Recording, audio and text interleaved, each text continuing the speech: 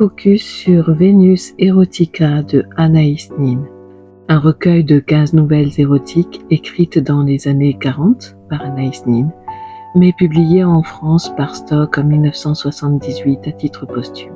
Ces textes, commandés par un mystérieux collectionneur, déploient une écriture où le désir est bien plus qu'une simple pulsion charnelle. Dans Vénus Erotica, le désir est d'abord une force intérieure complexe, révélant des vulnérabilités, des peurs et des aspirations profondes. La sexualité n'est pas qu'un plaisir physique, mais un outil d'introspection, de connaissance de soi, en lien avec la psyché et ses conflits inconscients. Anaïs Nin invite à voir la libido comme un chemin vers la découverte intime. Les récits mettent aussi en lumière une ambivalence puissante entre pouvoir et libération. Les personnages, essentiellement féminins, oscillent entre maîtrise de soi et assujettissement dans leurs relations amoureuses. Ce jeu subtil reflète la tension entre contrôle du désir, transgression et quête d'une liberté intérieure centrale dans la dynamique psychanalytique du thème. Une autre dimension forte dans l'œuvre est l'intégration de dualités sexuelles et identitaires. Certaines figures incarnent des identités floues ou hybrides, bousculant les catégories traditionnelles du genre. Ce questionnement rejoint les notions psychanalytiques de construction du genre et d'équilibre entre les parties dites masculines et féminines qui règnent en chacun de nous.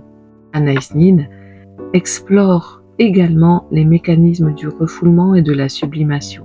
Les désirs tabous, l'inceste, fétichisme, voire les désirs sombres, sont transformés par l'écriture en une catharsis libératrice où les pulsions trouvent une expression créative et poétique. Enfin, Vénus Erotica aborde le rôle central du fantasme et de l'ombre, plongé dans les zones obscures de l'inconscient. Certains fantasmes peuvent heurter, viol, nécrophilie et j'en passe. Ces thématiques confrontent la morale sociale et révèlent la complexité des profondeurs humaines. Pourquoi lire Vénus Erotica aujourd'hui ?